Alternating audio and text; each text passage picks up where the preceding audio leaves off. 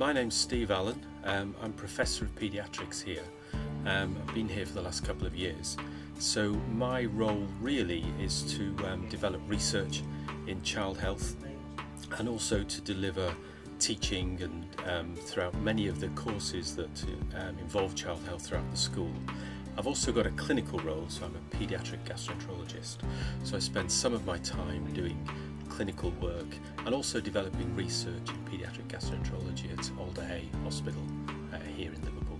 Well, clearly infants and children, especially in poorer countries, are a very large proportion of the population. We know that child survival has improved dramatically over the past 20 years or so, but we also know that there's still a lot left to do. In terms of what I do, I mean, clearly top would be research, and then probably second teaching, and then I think what I would also like is sort of mentorship. I'm very keen to try and bring on researchers and child health professionals, both in poorer countries but also here in the UK. I think LSTM is a great place to come, and Liverpool's a great place to come. It's a very friendly environment. I think people here are very down to earth. They're trying to deal with real issues and advance knowledge and practice.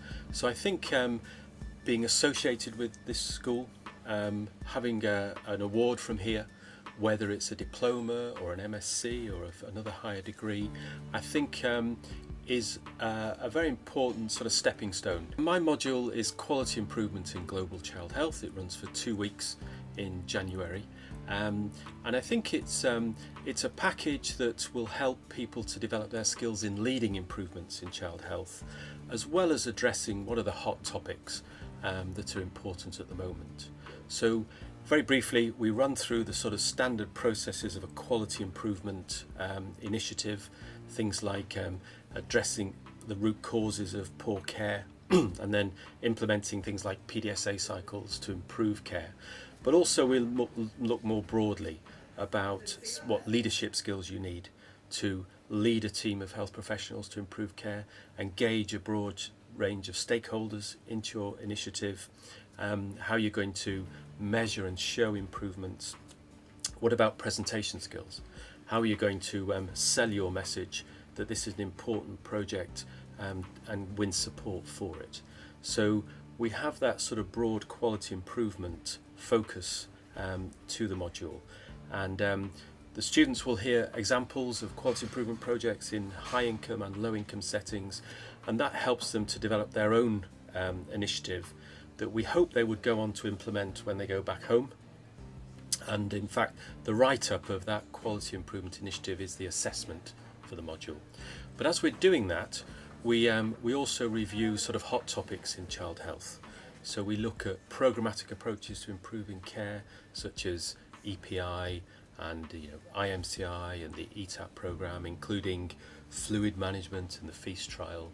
And we look at important issues such as adolescent health, paediatric oncology in low resource settings, child development. So a lot of sort of current hot topics that we feel people should be up to speed with to allow them to lead improvements in child health. Over my career, I've worked with a lot of child health professionals working in poor countries, working in really some quite difficult circumstances, and I have great admiration for them because the rewards are not necessarily great, and yet they are making a huge contribution, really addressing the health needs of some of the world's most vulnerable children. So I admire my colleagues who continue to work in often very difficult circumstances in low resource settings.